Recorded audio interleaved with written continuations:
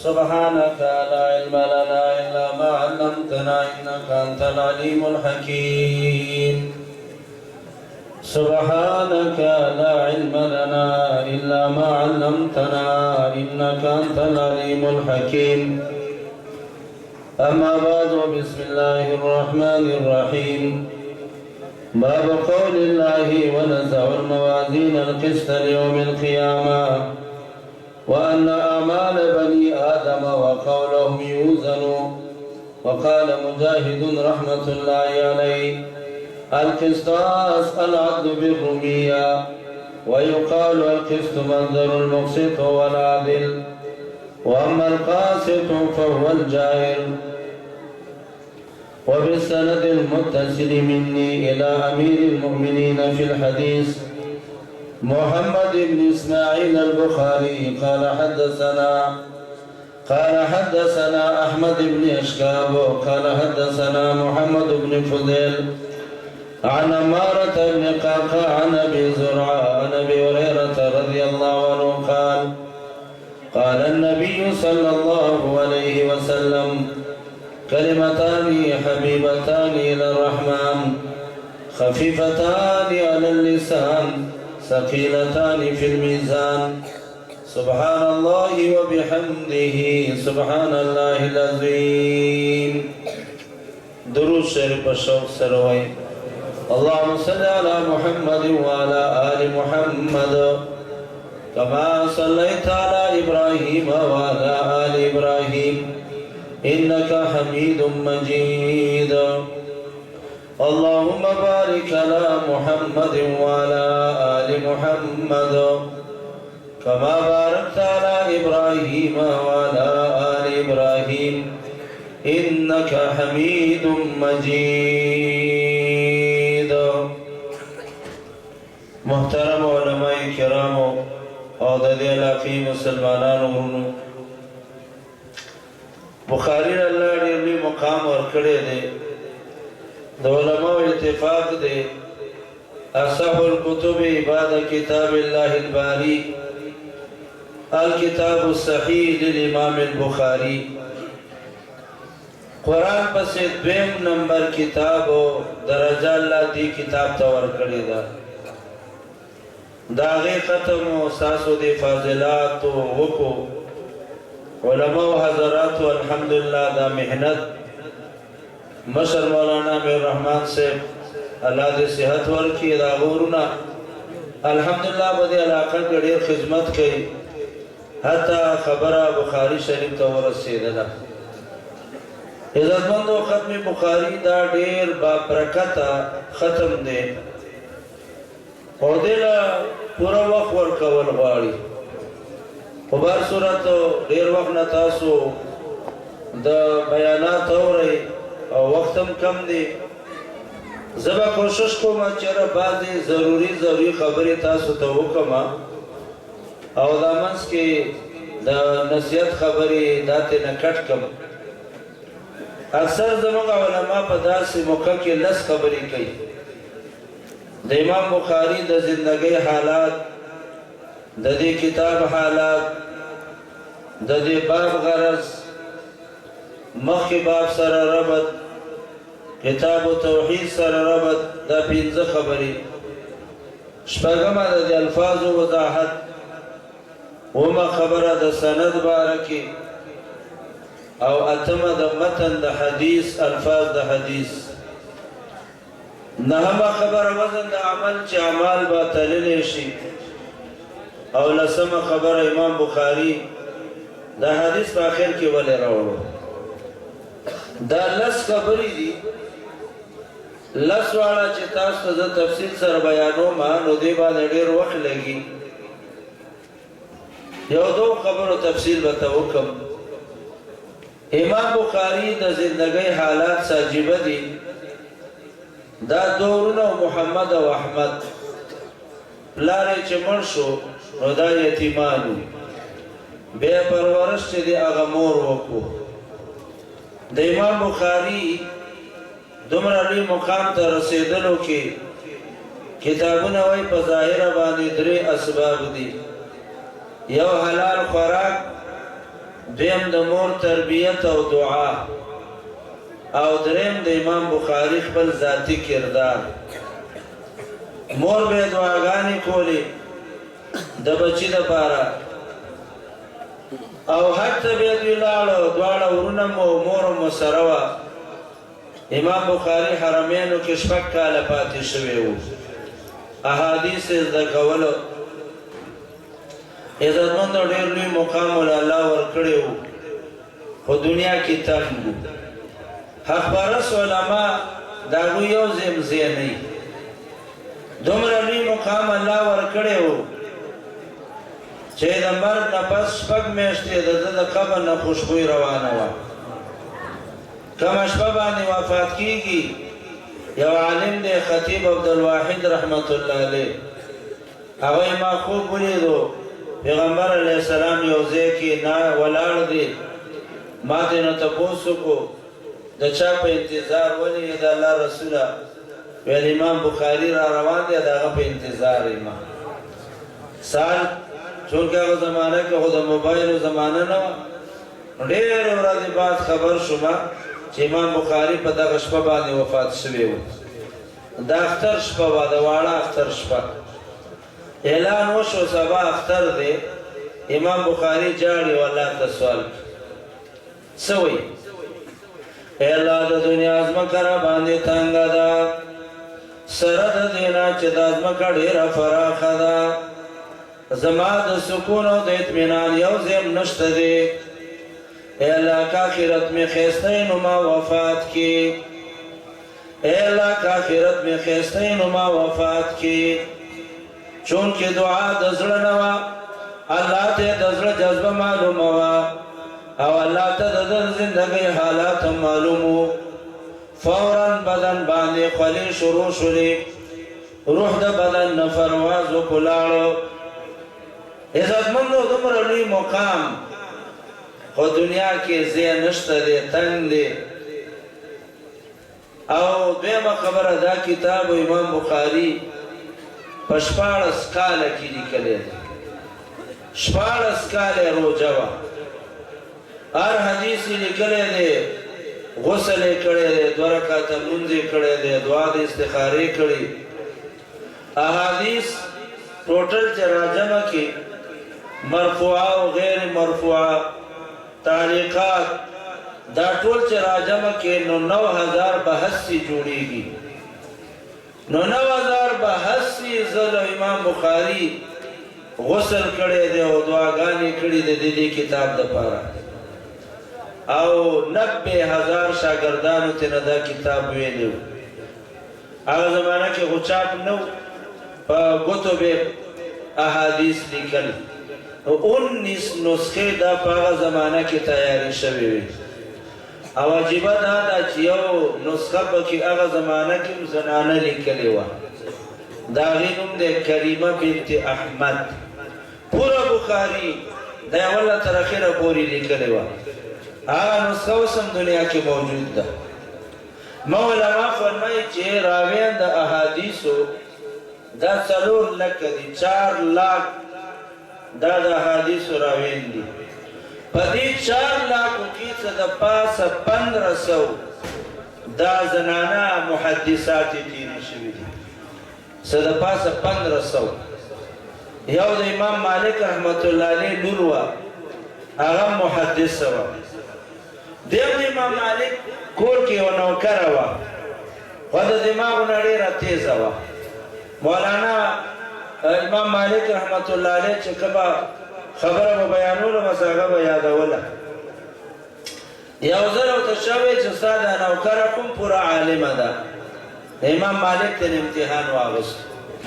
ټول جوابونه یې صحیح ورکړل ورته ویل چې بچی د مسایلو تپوس ته نه څوک کوي نو جواب ورکوه خو د احادیثو تپوس چې د نه کوي نو جواب به نه ورکړي ځکه احادیثو کې ډېر احتیاط پکار دی نو دا د بناتو د زنانو دپاره ډېره د خوشقسمتۍ خبره ده هغه زمانه کې هم محدثات وي الحمدلله ستاسو دا کلی دا نن د دې ښار نه بهر ستاسو دا ماشومه جینۍ دا د پیغمبر علیه السلام حدیث بیانوي وایي قال رسول الله صلی الله علیه وسلم دا د پیغمبر علیه السلام هغه دعا ده. یو ځله نبی اسلام ته چا شکایت وکړو چې تکلیف دی. نبی علیه السلام فرمایل قسم مې دی په هغه ذات د چا قبضه کې زما روح دی، هر کچه کور او هر پوخ کور ته به الله دا دین ور ورسوي. نن الحمدلله ستاسو کورونو ته دین سره سره د نبی علیه السلام احادیث هم در ورسېدلو. دا د علماو برکات دي، دا د علماو جدوجهد دی چې د پیغمبر علیه السلام حدیث ستاسو زنانم ته در ورسول. د دې باب غرض درېیمه خبره، الله فرمایي د قیامت په ورځ باندې به زه تلې ودروم د عدل او د انصاف اعمال به تللی شي. هغه زمانه کې یو ډله وه، هغوی به ویلې عقل مخکې دی او شریعت وروسته دی. نن هم بعضې خلک شته دی چا د دنیا تعلیمونه ډېر کړي، ایم فیل یې کړی دی، پی ایچ ډي کړې ده، بیرسټر دی بار دنیا کې.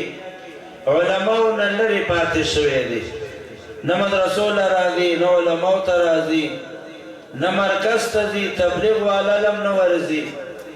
د هغه اوس هم دا دماغ دی، یاره که ته ورته یو مسله وکړې، یاره مولوي صاحب زه خو څه خبرې زما دماغ یې نه مني ستا دا خبره. دا خپل دماغ اوچت وایي. امام بخاري وایي نه نه، ته به خپل دماغ کته کړي، الله حکم د بغاړه کې دی. څه چې الله وایي ته به مني، څه چې رسول صلی الله علیه وسلم وایي ته چې دا به مني. دا د باب د غرض د دې باب غرض دی. څلورمه مخکې باب سره ربط هم واضح دی، کتاب توحید سره ربط هم واضح دی. دا پنځه خبرې. شپږمه خبره د الفاظو ته راشي. الله فرمایي ونضع الموازین، من به ودرو د عدل او د انصاف تلي لیوم القیامه، د قیامت په ورځ باندې. موازین یې جمع راوړه، د هر عمل به ځان له تلي، د روژې به ځان لئ، د نورو اعمالو به هم ځان له تلي.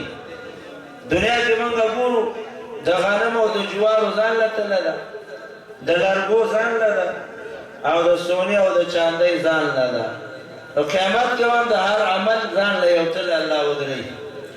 وان اعمال بني آدم، او د اولاد آدم چې څومره اعمال دي، څومره خبرې دي، دا ټولې به تللی شي. عمل به تللی شي، خبره تللی شي. الله کیمرې لګولې دي، کیمرې عالمي کیمرې دي، هر څه هغې کې ریکارډ کېږي. قیامت په ورځ به یو سړی انکار وکړي، الله به یې کیمرو ته راواړوه چې په خپلو سترګو باندې وګوري. که څوک صدقېدل سره توبه وباسي، ګناه ترې نه شوې ده، کیمرو راغستې ده، خو صدقېدل سره توبه وباسي، الله یې د کیمرو نه هم لرې کړي، ډیلیټ یې کړي. بس دا ختم. دا ملائکو د عملنامې نه هم الله وران کړي چې صدقېدل سره څوک توبه وباسي. نو اعمال او اقوال دا ټول به تللی شي. امام مجاهد فرمایي قسطاس دا رومي ژبه د عدل او انصاف ته وایي. بیا قسط دا مصدر دی او د دې استعمال د عدل دپاره هم راځي او د ظلم دپاره هم راځي. امام بخاري اسم فاعل ته بیا ګوري، اسم فاعل مقسط نو معنی د عدل ده، او اسم فاعل قاسط نو معنی د ظلم ده. دغه علماء عجیبه عجیبه تحقیقات کړي دي، خو ټول کې وخت کم دی. نو قسط مصدر دی او اسم فاعل مقسط دی، د مقسط معنی د عدل، او اسم فاعل قاسط راشي نو معنی د ظلم. سند ته راشي، دا سند مسلسل بالکوفیین دی، دغه ټول د کوفی علما دي. کوفی ته 1500 صحابه راغلي او 4000 محدثین او فقها پکې الله پیدا کړي. یو پکې زموږ استاد امام ابو حنیفه رحمت الله علیه د کوفی او دا سند دې کې ټول د کوفی علما ذکر دي. وحدثنا احمد بن اشکاب. امام بخاری عجیبه کمال کوي. اول حدیث د انما الاعمال وروړی دی، دا غي استاد دی حدثنا الحميدي. آخری حدیث دی حدثنا احمد. د دوالو معنا کې حمد پروت دی. اشاره ده اے فاضل تبهر وقت الله حمد ادا کې. اے فاضل اے د فاضل پلار تبهر وقت الله حمد ادا کوي. ساکور ته علم درغه دیر دی ته اشاره ده اے فاضلی کتا په علم عمل شروع کو الله وتا ته مقام د محمودیت درکې. خلوستا تعریف کوي. خلوی باجی رالا زمن استاد رالا عالم رالا قاریه صاحب رالا خلوستا تعریف کوي. آغا د پیغمبر علیہ السلام دعا ده. نبی علیہ السلام فرمائی نظر اللہ امرأن اللہ دے تر تازه وساتي هغه سړی هغه ښځه چې زما خبرې واورېدله او یاد یې کړه بل چاته ورسوله. دعا څوک کوي؟ نبی علیہ السلام کوي او دا بېشکه الله قبوله کړې ده. نبی علیہ السلام فرمائی نظر الله الله ته سوال کوي الله دې تر تازه وساتي هغه سړی هغه ښځه زما خبرې واورېدله یاد یې کړه بل چاته ورسوله. نو فاضل الله به تعالی مقام د حمد درکړي. یو ځل یو ځای کې ما دا حدیث بیان کړو. یو امي سړی راغی سوال یې راباندې ویل مولوي صاحب نبی علیه السلام دې مولویانو طالبانو دپاره دعاګانې کړي دي موږ دپاره به هم کړی وی موږ د امینو څه ګناه کړي. ما ورته ویل نه خطا شوې. نبی علیه السلام دعا یوازې د ملا دپاره نه ده کړې. نظر الله امرأن الفاظ عام دي. الله دې تر تازه وساتي هغه سړی هغه ښځه چې زما خبره واوري او یاد یې کړي. ته په دې دعا کې شاملېدی شي. علماو سره راشه کښېنه تبلیغ والا سره وګرځه ختم نبوت والا سره وګرځه یو لس خبرې یادې که او بل چاته ورسوه نو ته هم په دې دعا کې ځان شاملولی شي. خو چېرته سوچ دې کړی دی چې د ملیانو نه خواله ورشمه چې دا څه وایي یا ویله خو وروستو خبره ده. ما وروستو کله ده اوس خبره ده. قیامت او قبر کې خو بیا نه ده چې وروستو خبره ده. نو ای فاضلې الله به تعالی مقام د مدح درکړي. دویمه نکته دا ده چې حمیدي مهاجر او احمد دا انصاري دي. اول حدیث یې د مهاجر راوړو آخري حدیث یې د انصاري راوړو.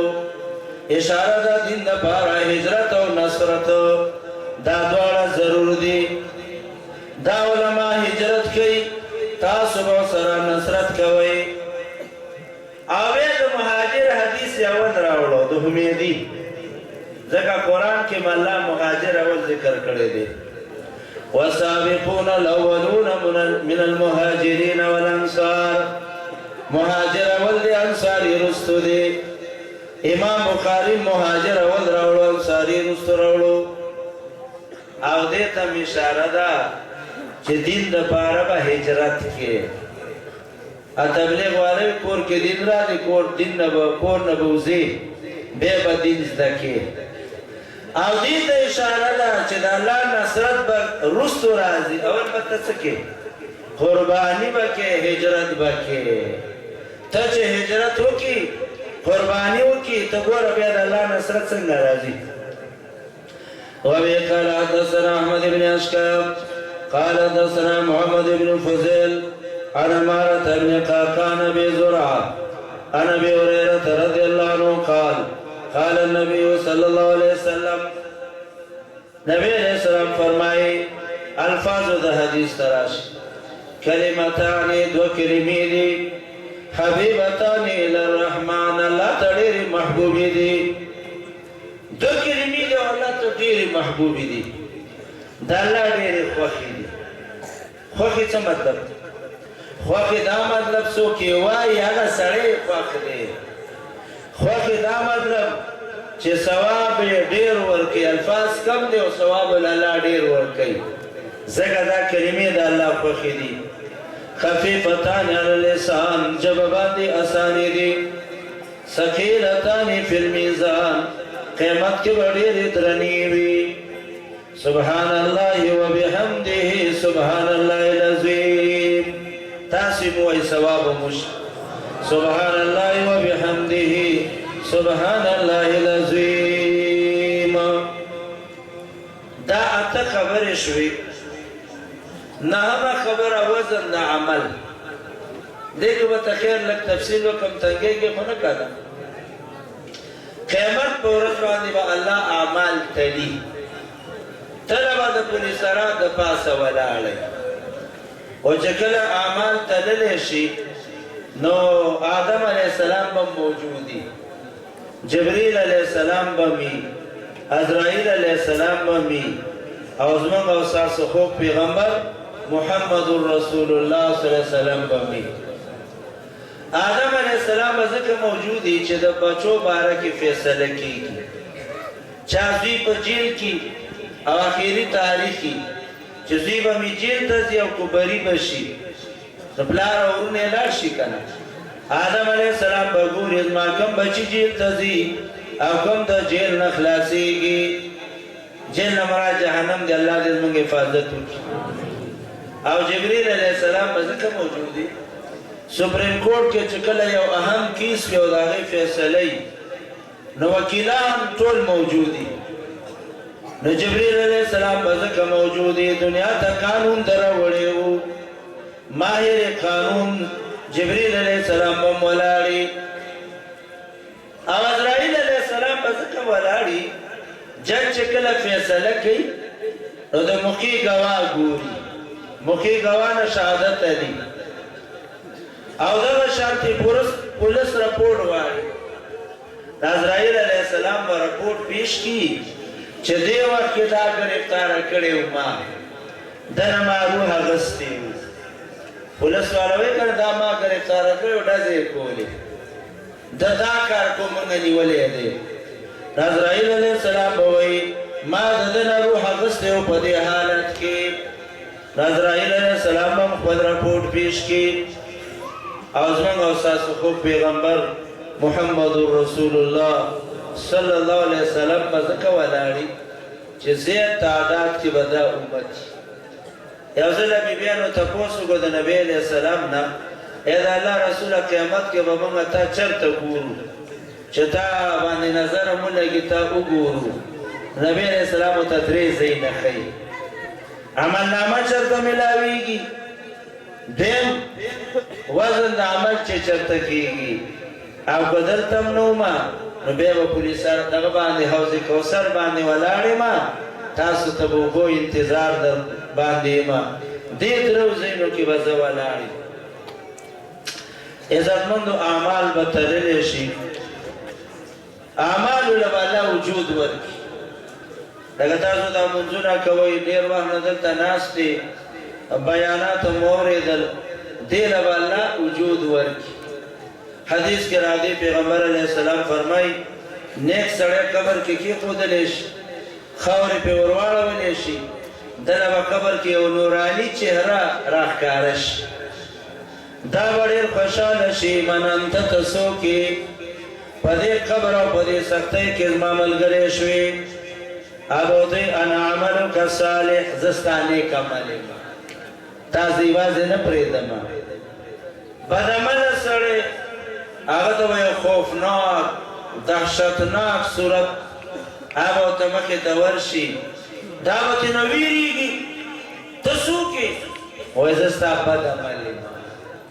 نو اعمالو له به الله وجود ورکړي او اعمال به تللی شي. بیا نبي علیه السلام صحابو ته ویلې زما صحابو تاسو ته داسې یو عمل ښیمه چې قیامت په ورځ به د هغې وزن د ټولو نه زیات وي. صحابه ډېر خوشحاله چې د الله رسوله خامخا یې راته ووایه. نبي علیه السلام فرمایي حسن الخلق خیسته اخلاق د دې اجر او ثواب به د هر څه نه زیات دي. خیسته اخلاق جګړمار نه وي، کنځلې نه کې، بدې ردې چې دی هغه نه وي. نن سبا خفه کېږم د اخلاقو جنازه وتې ده، چا ته سمه خبره هم نشي کولی. یو سړی و هلک په موټرسایکل باندې وران روان، ما لکه بچی خوږ به شي، ویل چاپلان به مې خوږ نه کړي، څوک به مې خوږ کړي، ما زه ورځم. عزتمندو ښایسته اخلاق د هغې اجر او ثواب د هر څه نه زیات دی. زنانه جګړې نه کوي، پیغور نه کوي، کنځلې نه کوي، بدې ردې چې دی هغه نه وایي. ښایسته اخلاق دا ده، الله ډېر خوښ دي او په دې باندې ډېر لوی اجر الله ورکوي. آخري خبره، دا حدیث امام بخاري په آخر کې ولې راوړی؟ دوه ځلې مخکې هم ذکر کړی، دا یې درېیم ځل دی. دا باب یې په آخر کې راوړو ځکه د قیامت په ورځ باندې به ډېر اعمال کېږي، خو د ټولو نه آخري عمل دا به د وزن وي. امام بخاري وزن په آخر کې راوړو. دویم دا حدیث په آخر کې راوړو، اشاره ده چې الله زموږ خاتمه په دین باندې راولي. ځکه څنګه چې دا زما کتاب په دې الفاظو باندې ختم شو، سبحان الله وبحمده، الله زموږ د زندګۍ دا کتاب هم په دې الفاظو باندې ختم کړي. دې دپاره بعض علما وایي نه، امام بخاري دې ته اشاره کوي څنګه چې زما دا کتاب ختم شو، یو ځل به زما استاد زندګۍ دا کتاب هم ختم شي. څنګه ورته اشاره کوي؟ سبحان الله، پاک دے اللہ، د هر څه د عیب او د نقصان نه پاک دی. الله باندې پناه نه راځي، ما او تا ټول به یو ځله پناه شو. څنګه چې زما دا کتاب په دې باندې ختم شو، نو زندګۍ دا کتاب هم یو ځله ختم شي. دې دپاره په آخر کې دا الفاظ درېیم ځل باندې راوړو. او بعض علما وایي نه، آخري صورت د نزول په لحاظ سره تاسو ته به معلومي اذا جاء نصر الله دی. 114 نمبر صورت د ټولو نه آخري اذا جاء نصر الله. الله فرمایي اذا جاء نصر الله والفتح ورأيت الناس، خلقو ته به ګورې، جماعت در جماعت به په دین کې داخلېږي. فسبح بحمد ربک، اے زما محبوبه ته سبحان الله وایا. امام بخاری وی سبحان الله وبحمده سبحان الله العظیم. قرآن آخری حکم فسبح بحمد ربک واستغفر. امام بخاری وی سبحان الله وبحمده سبحان الله العظیم. په دې الفاظو باندې خپل کتاب ختم کو. بخاری شریف ختم مبارک شه، ستاسو مبارک شه. دنه فاضلاتو ایسر څومره سرپرستان راغلي د ټولو مبارک شه.